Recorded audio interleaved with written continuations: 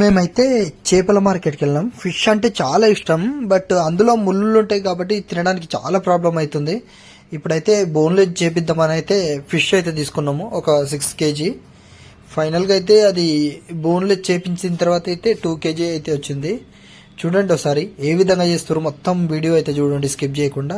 నచ్చితే మాత్రం లైక్ చేయండి, కామెంట్ చేయండి. మరిన్ని ఫుడ్ వీడియోలు చూడడానికి అయితే సబ్స్క్రైబ్ చేయండి.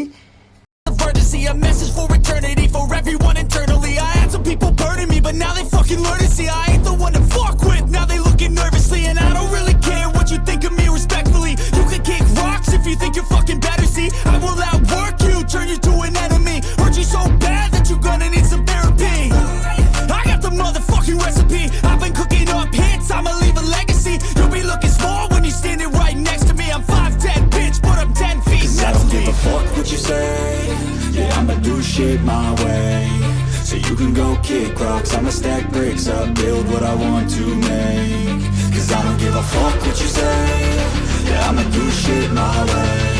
So you can go kick rocks, I'ma stack bricks up, build what I want to make.